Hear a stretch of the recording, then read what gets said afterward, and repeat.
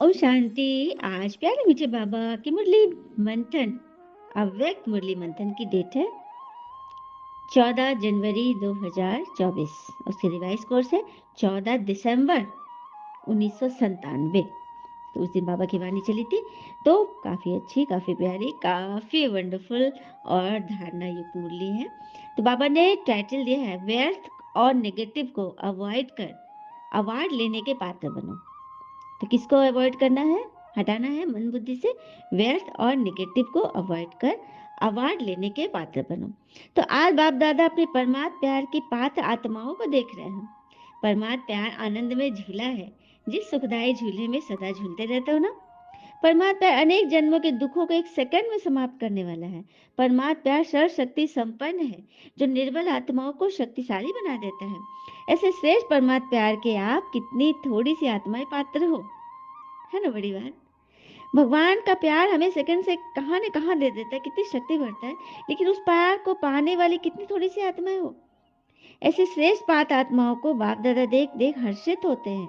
जो मुट्ठी भर आत्माएं है ना, उनको देखकर बाबा बहुत हर्षित होते हैं।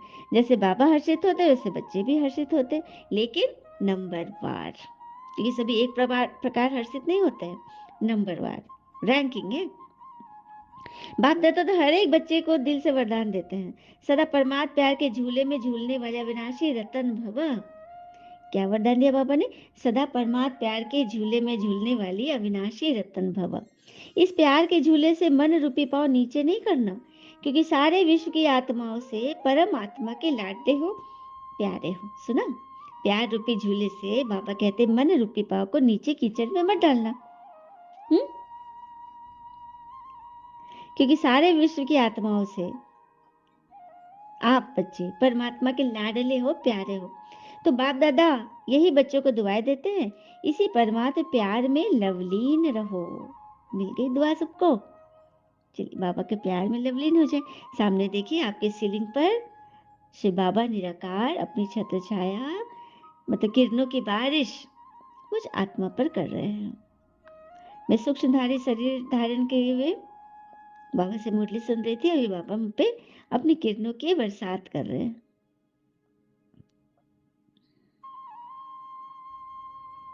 एकदम गरम गरम जल से, शीतल जल से, परमात्मा कृपा से मतलब सराबोर हो रहे हो। और फील करें जो भी अंदर क्वेश्चन है ना, हलचल है, वो सब उस पानी में धुलकर निकल रहा है। जैसे कोई कीचड़ से लगा रहता है बच्चा को, माँ मग से धो धो के साफ करते हैं ना, उसी तरह से परमात्मा हमारी अंदर की आत्मा की सफाई कर रहे हैं। तो फिर कीचड़ में जाना है क्या? बाबा ने सफाई कर दी, फिर कीचड़ में जाना है? और लवलीन आत्माओं के सर्व शक्तियों के आगे माया आंख उठाकर भी नहीं देख सकती। बाबा ने आज रास्ता और बताया, राज बता दिया। जो लवलीन आत्मा होती है ना, परमात्मा झरने के नीचे नहाते रहती है ना याद से, उनके सामने माया कभी आने की हिम्मत नहीं करती, आंख उठाकर भी नहीं दिखेगी। आपका तीसरा नेत्र ज्वालामुखी नेत्र माया को शक्तिहीन कर देता है। तो आप सब जो विशेष आत्माएं हो, सभी ब्राह्मणों को बाप दादा द्वारा जन्मते ही तीसरा नेत्र मिला हुआ। मतलब विशेष आत्माएं हम ऐसे हैं, ऐसे खास कि जन्म लेते ही भगवान से हमको तीसरा नेत्र मिल गया, ज्ञान के नेत्र।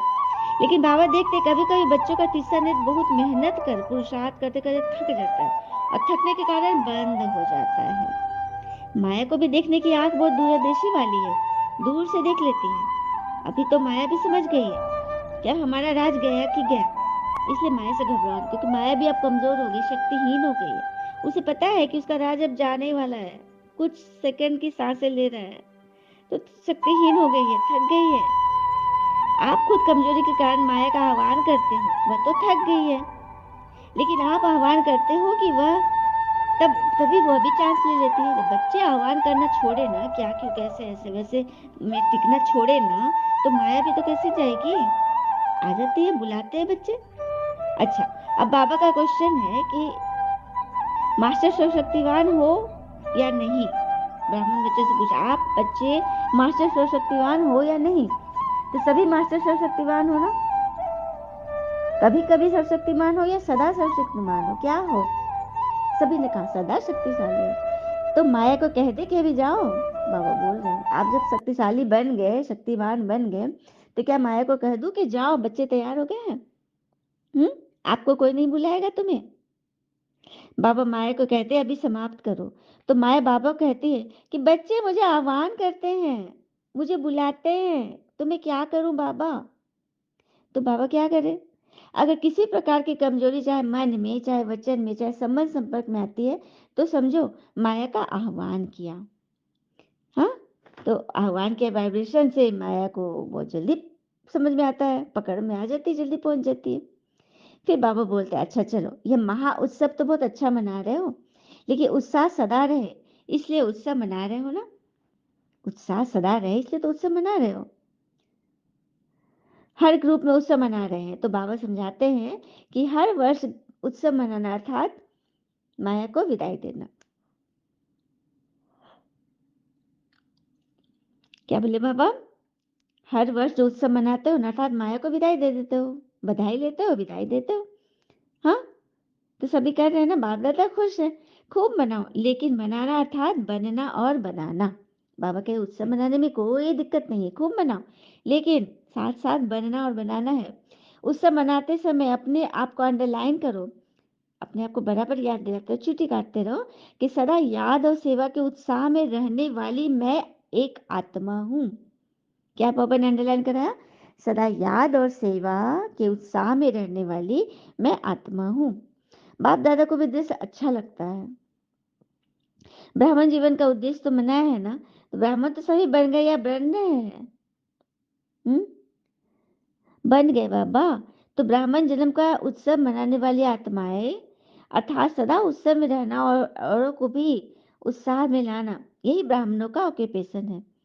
वह ब्राह्मण तो मुख से कथा करते हैं, परंतु ये ब्राह्मण चलन व्यवहार सभी कुछ से ये कथा करते हैं, सभी कुछ से ये सभी को टचिंग देते हैं। हम्म, कैसे भी आत्मा हो, चाहे विरोधी क्यों न हो, क्योंकि हिसाब किताब तो यहाँ ही चुकता होना। जो हमने पाठ किया हुआ है किसी के साथ, वो सारा चुकता तो यही होगा, तो सेकंड सेकंड आएगा ही ना परिस्थिति पेपर। और लेकिन कैसे भी आत्मा हो, उसकी शक्ति जब गिर जाती है, मर्ज हो जाती है, इसलिए घबराओ नहीं, पहले से ही पता है। त्रिकालदर्शी बनो, निर्भय बनो। ब्राह्मण आपस में संबंध में निर्भय नहीं बनना, आपसी संबंध में निर्भय नहीं बनना, माया से बनना, माया से निर्भय बनो। हम्म, कारण रूपी नेगेटिव को समाधान रूपी पॉजिटिव बनाओ। यह कारण वह कारण, यह कारण, कारण या समस्या को पॉजिटिव समाधान बनाओ। कारण व समस्या को से डरो मत, उसे पॉजिटिव समाधान बनाओ। बाप दादा को एक बात पर कभी कभी हंसी आती है, पता है कौन सी बात? जानना चाहते हैं आप? हाँ, तो एक तरफ तो बाबा चैलेंज करते हैं बाबा से कि बाबा हम प्रकृति जीत बन के दिखाएंगे, प्रकृति को भी परिवर्तन करेंगे, या कहते हो ना? सभी ने कहा हाँ बाबा, प्रकृति को बदलेंगे ना। ऐसे चैलेंज करने वाले प्रकृति को परिवर्तन कर सकते हैं, ऐसी चैलेंज करने वाले ही प्रकृति को परिवर्तन कर सकते हैं। लेकिन जब संबंध संपर्क में बातें होती है तो उसको समाधान नहीं कर सकते। परिवार में आते हैं तो आप पे फुस हो जाते हो, परिवर्तन नहीं कर सकते। हंसी की बात है ना? जब कहते हो, बाबा कह रहे हैं, जब कहते हो मैं प्रकृति जीत हो, प्रकृति को भी परिवर्तन करूंगा, लेकिन किसी के मामूली से संस्कार नहीं बदल सके, हाँ, तो खुद बदल कर औरों को बदलो, पहले उनको बदलने की चेष्टा ना करो। चलो, सामने वाला आत्मा बिल्कुल रॉन्ग है, 100% रॉन्ग है, लेकिन आपका कायदा क्या है? कैसा भी हो, बातों को बदलने के लिए मदद भले लो, लेकिन यह बदलना ही मुश्किल है, यह बदलना ही मुश्किल है रावण राज में। यह सर्टिफिकेट मत दो। मतलब हम लोग क्या कहते हैं, किसी आत्मा को ना लेबल लगा, ये नहीं सुधरेगा, यह तो कभी ज्ञान में नहीं चलेगा, इसका तो बेड़ा पार है, ये तो अपने में ही रहता है। मतलब जितने सारे उसके लिए हम लोग सर्टिफिकेट दे दिए ना, वो सर्टिफिकेट देने बाबा मना किए हैं। हाँ, बाबा ने यहाँ पे कड़ी बांधनी चाहिए। आपने सर्टिफिकेट क्यों दिया? क्या आपको मैंने अधिकारी बनाया था सर्टिफिकेट देने के लिए? नहीं ना। तो यह सोचना है कि यह तो होना ही है, ये विघन तो आना ही है, यह तो होकर ही रहेगा। किसने आपको जज बनाया है? ऐसे ही जज की कुर्सी पर बैठ गए, या तो वकील बने हो, बहुत कायदे कानून बताते, बहस करते, ऐसा यह नियम आत्माएं भी बाप दादा की राय से कर सकती है। अच्छा, ओम शांति। तो इसमें मनमत नहीं मिलानी है। तो इस वर्ष में सब बातें धारण करो और व्यर्थ को समाप्त करो, क्योंकि अब गुड्डे गुड्डी का खेल बहुत हो चला। अब हमें शांति पूर्वक बाबा की याद में हर कर्म करने हैं। कछुआ मिसल।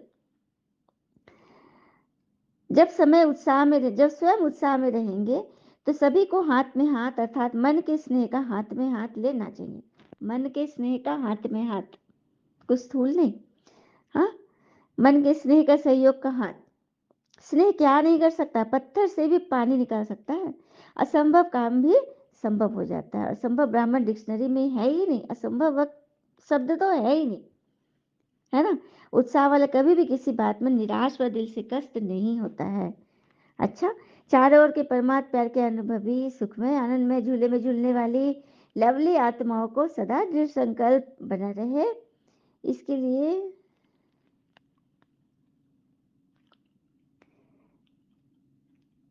जो भी गिफ्ट मिलता है भगवान से, उनको गिफ्ट रिटर्न गिफ्ट देना है। तो उसी जैसा सुंदर सा प्यारा सा रिटर्न गिफ्ट का पेपर ले आकर, इसके लिए सदा परमात्म अवार्ड लेने के पात्र हीरो पाठधारी आत्माओं को सदा बाप दादा की पालना का रिटर्न देने वाली बाबा के दिल तक नशीन आत्माओं को बाप दादा का पदम गुना अरब खरब से भी ज्यादा याद प्यार और नमस्कार। बाबा ने एक नया वर्ड यूज किया ना, अरब खरब। वरदान लेते हैं बाबा से। बाबा का वरदान है, हाथ अपने सर पर फील करे और देखिए कि उनकी सारी शक्तियां मुझ में समा रही है। बाबा ने बोला, प्योरिटी की रॉयल्टी द्वारा श्रेष्ठ जीवन की झलक दिखाने वाले विशेषता संपन्न भव। प्योरिटी की रॉयल्टी द्वारा श्रेष्ठ जीवन की झलक दिखाने वाले विशेषता संपन्न भव। तो ब्राह्मण जीवन की विशेषता है प्योरिटी की रॉयल्टी। ब्राह्मण जीवन की विशेषता है प्योरिटी की रॉयल्टी। जैसे रॉयल फैमिली वालों के चेहरे और चलन से मालूम पड़ता है यह कोई रॉयल कुल का है। रॉयल फैमिली के चेहरे और चलन से क्या पता चलता है ये कोई रॉयल फैमिली का है। ऐसे ब्राह्मण जीवन की परख प्योरिटी की झलक से होती है। भले गरीब है लेकिन चेहरे पर दिव्य आभा। तो प्योरिटी की झलक चलन और चेहरे से तब दिखाई देगी जब संकल्प में भी अपवित्रता का नामो निशान न हो। संकल्प में भी अपवित्रता, मन बुद्धि भी अपवित्र न हो। पवित्रता सिर्फ मतलब खान पान की या वस्तु की नहीं, बल्कि किसी भी विकार अर्थात अशुद्धि का प्रभाव न हो। किसी का प्रभाव भी नहीं। कल बाबा ने क्या बोला था, जहां भूत देखो उसे किनारा कर लो। उस वक्त किनारा कर लो, लेकिन दूर जाके उसके लिए दुआ करो। दुआ से किनारा मत करना। तो अशुद्धि का प्रभाव न हो तब कहेंगे विशेषता संपन्न ब्राह्मण आत्मा। तो सभी अपने अपनी चेकिंग करेंगे कि क्या हम अशुद्धि के प्रभाव में आते हैं। और बाबा ने जो हमें इतनी मदद करी, हमारे लिए बाबा खड़े हैं, हमारी सफाई कर रहे हैं। और अभी तो बाबा कह दिए कि वही सदा प्रसन्नचित सर प्राप्ति के अधिकारी बनते हैं। अव्यक्त सालन द्वारा डबल लाइफ ऐसा स्थिति का अनुभव करना है। जैसे साकार रूप में एक ड्रेस चेंज कर दूसरी ड्रेस चेंज करते हो। साकार रूप में एक ड्रेस बदल कर दूसरा बदलते हो ना, नया, हाँ, धुला हुआ। ऐसे साकार स्वरूप की स्मृति को छोड़ आकारी फरिश्ता स्वरूप बन जाओ। ऐसे साकार स्वरूप की स्मृति को छोड़ आकारी फरिश्ता स्वरूप बन जाए। फरिश्तेपन की ड्रेस सेकंड में धारण कर लो। यह अभ्यास बहुत समय के लिए चाहिए, तब अंत समय में पास होंगे।